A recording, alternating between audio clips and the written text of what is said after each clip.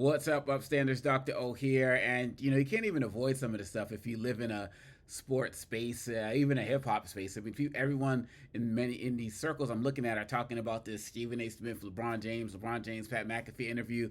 And I didn't watch the Pat McAfee interview, so I went and checked out some of the clips. I was like, wow, LeBron's really letting it rip. And then I was like, I'm going to go check out, okay, people say Stephen A. said this, he's going to swing on them and all of that.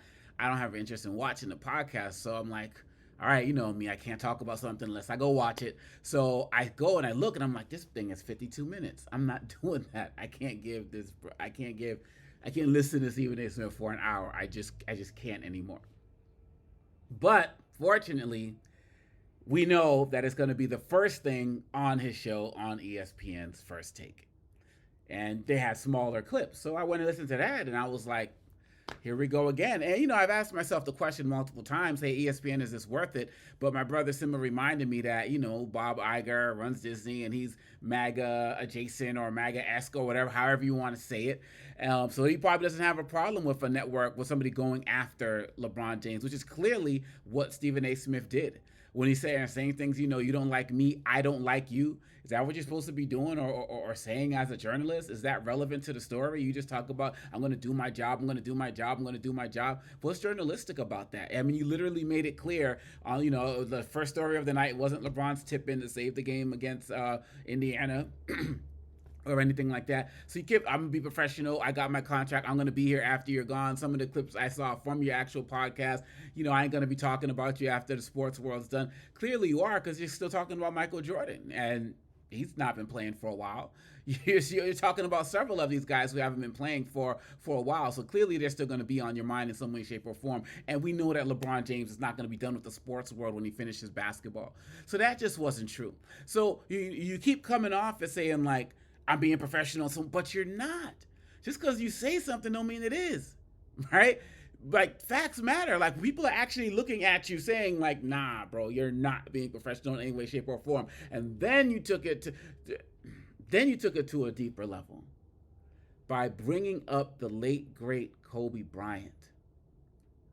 Now, people can talk about the whole Dwayne Wade thing, LeBron not being there at the Hall of Fame induction and the like, or, that type of stuff. People could have conversations about that. But you also forget the fact that players are humans too. I don't know if it was you, but I don't think it was you, but I think it was another commentator, and someone correct me in the chat if I'm wrong, y'all know this stuff better than I do, who said something to the effect that Karl Anthony Towns didn't want to show up for the New York's game against Golden State because, Jimmy Butler was there and he didn't want no parts of Jimmy Butler. And Karl Anthony Towns was at a funeral, of a friend. People have the right to be human. And the fact of the matter is, when LeBron James didn't answer the question about why he wasn't at Kobe's funeral, he kind of moved on to the next part of it. That made a lot of us wonder, like, were you there? Like, why didn't you answer the question, so on and so forth. But whether he was or wasn't, now, of course, the LA Times and the like, I've said that he was there. He just didn't want his picture taken. But whether he was there or not, people grieve how they grieve. All of us have lost people at some point in our lives, and family members grieve differently. Some will eulogize, some won't. Some will show up at the funeral, some will show up at the cemetery. Like, there's all different types of things, and some people will ignorantly just brush people off. But for my father passed, in 2020, I have 8 brothers. My siblings, we all grieved in our own particular way. Like, you don't bring that up. That ultimately brings Vanessa Bryant and the family into that. Well, why do that when they're just out there minding their business? Like, you don't need to do that. Now, the Dwayne Wade thing, we can go back and forth for that, and, whether it was issue with, his son and the like, but you're like, oh, you said it was issue with your son, but you were out of town traveling, flying somewhere on business, whatever. That's not your business. That is not your business. And already, Stephen A. Smith is backtracking, like, today, talking about, I didn't say that he wasn't at the funeral. I was saying we didn't see him in the pictures. It's not what you said. It's not what you said. That's not professional. That's not journalistic. And it just shows that LeBron got under your skin. Fact of the matter is, back in the day, it was Vernon Maxwell said something to the effect of, you're never gonna win arguing with a legend. Like, your platform is big. It's not as big as LeBron's.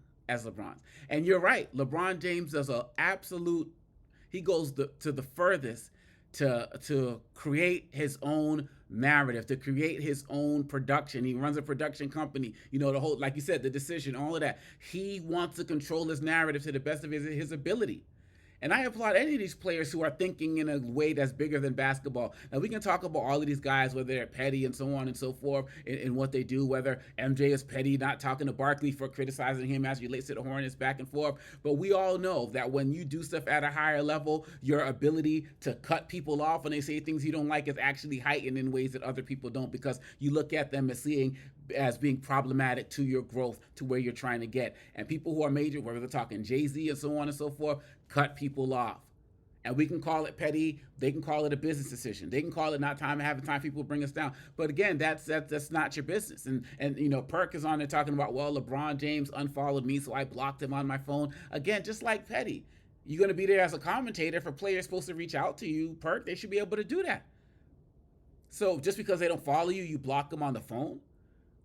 So I appreciate the fact that Stephen A. Smith said you can talk to me anytime, but then like, oh, if LeBron swung on me, I want to swung back. Like, come on, man. That's what we're talking about too. Look, even if Iger and Disney hates LeBron because LeBron hates Trump and all of that other type of stuff, again, I ask the question, is it worth it? If it's all about the clicks, then I guess it's worth it. But I don't see them encouraging other journalists on their network to actually do these things. But if Stephen A. Smith has the higher contract, maybe Jay Will and all of those guys, maybe they're Greeny, maybe they're all doing something wrong. Maybe they're all doing something wrong. For whatever reason, LeBron feels completely open and free to go against whoever he wants to go against. Because he also just Brian Windhorst, who years ago, as said, there's nobody knows more about me. He's called him weird and all of that other type of stuff. And people can have a conversation about whether that's ignorant or disrespectful or rude. But the fact of the matter is, LeBron is still a player. And these players are going to say and do whatever they want. This isn't the first time a player dissed a journalist or dissed several journalists or, denied them access. This isn't the first time journalists and players have been doing this for years. Players deny people interviews for years. Players curse at journalists for years. This isn't anything new. And then you're basically saying like, oh, you're trying to come at me in this production space. That's like me trying to step to you on the basketball court because they're coming into my house. Not really. Not really, because quite honestly, the things that LeBron has been producing already have been at a higher level than the things that Stephen A. Smith has produced that I know of. And I'm not saying he's a bad producer. I'm just saying LeBron's been doing the production thing in terms of outside of basketball for a minute now. So I think Stephen A. Smith, as Shannon Sharp was saying, like, yo, just leave it alone. You said what you had to say. He said what he had to say. Like, move on. But is LeBron right when he says, yo, Stephen A. Smith's going to be very happy when he's seeing this. It's going to give him a lot to talk about. He's on the Taylor Swift tour and all this other type of stuff. Why can't you just leave it alone? It's very Trumpian, to be quite honest, in a way that the grudges are. But when I look at the people you're interviewing, Bill O'Reilly, Candace Owens, I know you waiting for that Trump interview. I'm sure it's coming. I mean, like attracts like, I guess. The fact of the matter is, whether people think LeBron is right or wrong of what he's saying, he is an individual and he's a player. Yeah, he's a business person, of course, but if this was another journalist coming at Stephen A. Smith, like the way they go back and forth on him and Jason Whitlock, is Whitlock a journalist? Was he? Maybe he was, whatever.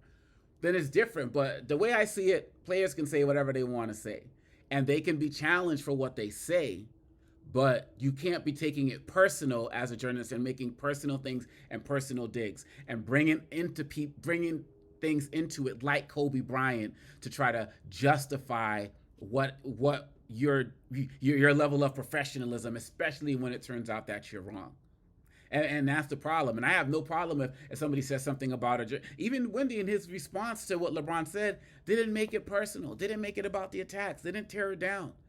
But you can't do that, Stephen A. Smith. When somebody gets in your head, when somebody gets in your mind, I've kind of experienced that a little personally, I must say. But look, at the end of the day, this isn't helping ESPN. I just can't see how it's helping. Even if you get a bunch of ratings from this and a bunch of YouTube clicks and so on and so forth, the fact that he went on Pat McAfee's show, that type of stuff helps ESPN, But really, Stephen A. Smith, you are the main one who is coming out as a loser in all of this.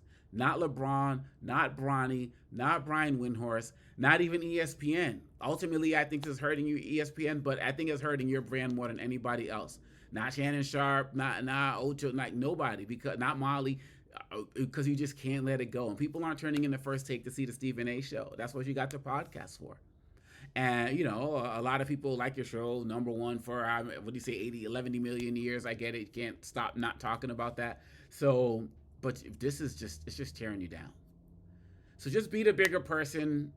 Maybe too late to be the bigger person on it, but you can be hopefully mature enough to just move on from this and just move on to the next thing, man. You got your bag, you got your contract, you're building, you're doing your thing.